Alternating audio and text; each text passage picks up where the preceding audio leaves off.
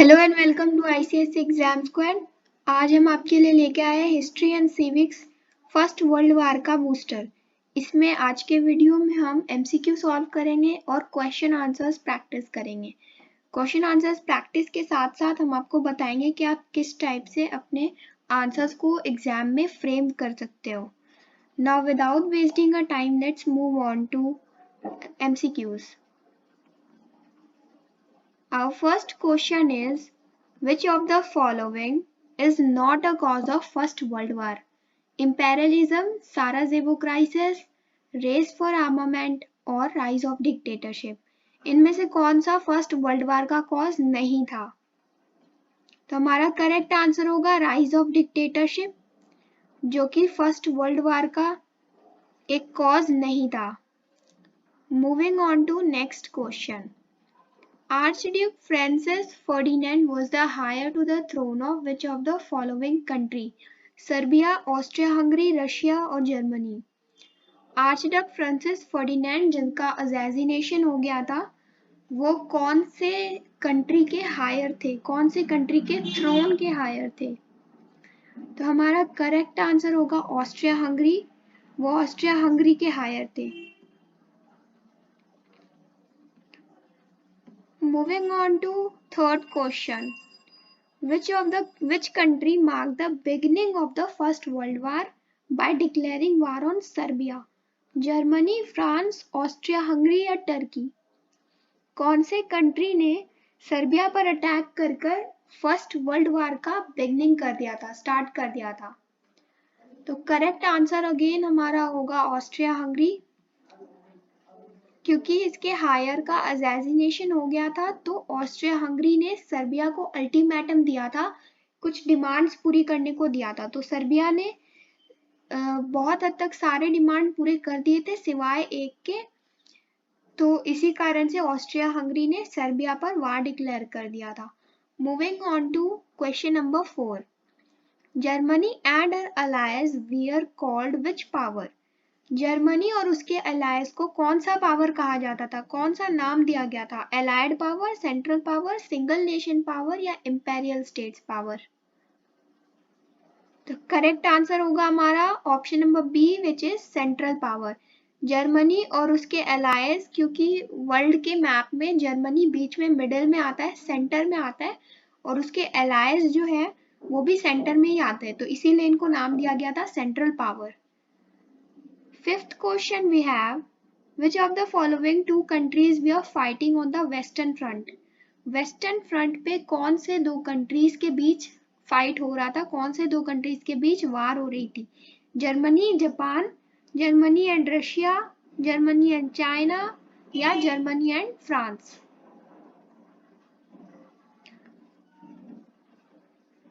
तो correct answer होगा हमारा जर्मनी एंड फ्रांस, क्योंकि जर्मनी के वेस्ट में, अगर आप वर्ल्ड मैप में देखोगे तो फ्रांस जर्मनी के वेस्ट साइड में है, तो उधर ही जर्मनी और फ्रांस के बीच फाइट हो रहा था, जिसमें इंग्लैंड भी इन्वॉल्व था। तो यहाँ पे इंग्लैंड के साथ कोई ऑप्शन में दिया नहीं है, तो हमारा करेक्ट आंसर होगा Germany and France. Moving on to next question. The treaty of Versailles was signed in which year? कौन से ईयर में ट्रीटी ऑफ वर्साइल्स साइन हुआ था? आप ये भी जानते हो कि treaty of Versailles mark the end of the first world war, तो हमारा करेक्ट आंसर है 1919 में। Seventh question we have, which of the following was not a consequence of the first world war? इनमें से कौन सा फर्स्ट वर्ल्ड वार के बाद रिजल्ट नहीं है? Formation of league of nation, territorial rearrangement, treaty of Versailles या नन ऑफ द अबव? तो ये तो हमें पता है, फर्स्ट वर्ल्ड वार के बाद लीग ऑफ नेशन बन गया था और टेरिटोरियल रीअरेंजमेंट भी हो गया था, ट्रीटी ऑफ वर्साइल्स भी आया था, साइन हुआ था, उसके बाद ही वार एंड हो गया था। तो हमारा आंसर होगा नन ऑफ द अबव। इनमें से कोई भी कॉन्सिक्वेंस ऐसा नहीं है जो नहीं था। Moving on to next question. Which of the following country exit the First World War first? Russia, Britain, France और जर्मनी, इनमें से कौन सी कंट्री ने पहले वर्ल्ड वार क्विट कर दिया था फर्स्ट वर्ल्ड वार में? तो हमारा करेक्ट आंसर होगा रशिया। रशिया ने सबसे पहले फर्स्ट वर्ल्ड वार से एग्जिट किया था क्योंकि उस टाइम पे वहां पे रशियन रेवोल्यूशन चल रहा था। ठीक है, तो हम लोग अपने 9th क्वेश्चन में आ जाते हैं। Which of the following country was not involved in Triple Entente in 1907? England, Italy, France या रशिया? इनमें से कौन सी कंट्री ट्रिपल एंटेंटे ग्रुप में नहीं थी? 1907 में दे दिया गया है। तो हमारा करेक्ट आंसर होगा इटली, क्योंकि इटली ने बाद में ज्वाइन किया था ट्रिपल अलायंस को तोड़कर। मूविंग ऑन टू 10th क्वेश्चन। Who among the following was not one of the three personalities who decided the terms of the Treaty of Versailles? President of US, Prime Minister of Britain, Prime Minister of France और President of Britain?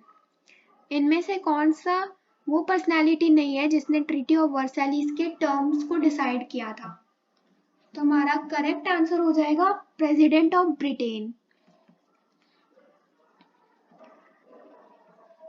Britain और France के सिर्फ prime minister involve थे और US के president जो कि Woodrow Wilson थे बस। और प्रेसिडेंट ब्रिटेन का प्रेसिडेंट तो इन्वॉल्व नहीं था। अब हम लोग question answer guys. First question we have name the 5 major power who got involve in the hostilities in 1914। तो यहाँ पे आपको डायरेक्ट आंसर नहीं देना है कभी भी क्वेश्चन में। अगर ये आपका क्वेश्चन आंसर्स है तो आपको पूरे सेंटेंस में ही आंसर करनी होगी। तो हम अपने आंसर को स्टार्ट करेंगे।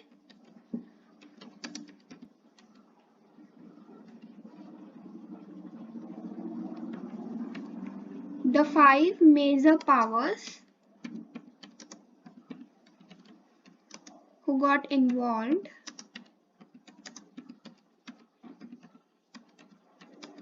in the hostilities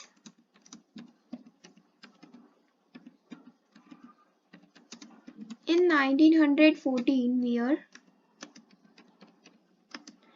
आपका जो आंसर है वो क्वेश्चन से ज्यादा हद तक मैच रहेगा तो ज्यादा बेटर रहेगा। तो 5 कंट्रीज क्या है, मैं रिक्वेस्ट करूंगी कि आप भी अपने साथ पेन और पेपर लेकर बैठे और मेरे से पहले आप कोशिश करें कि आप उस क्वेश्चन को सॉल्व करो। फिर हम इधर में प्रैक्टिस करेंगे। आप चाहो तो वीडियो को पॉज भी कर सकते हो। तो 5 मेजर पावर, जो 5 इंपॉर्टेंट पावर जो फर्स्ट वर्ल्ड वार में इन्वॉल्व थी वो थी पहली France, next we have Germany, then Britain,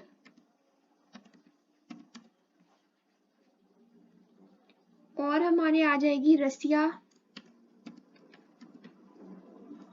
and USA. तो यहाँ पे मैंने 5 मेजर पावर ही लिया है। मैंने सर्बिया और ऑस्ट्रिया हंगरी को नहीं लिया है क्योंकि वो मेजर पावर में नहीं आते हैं।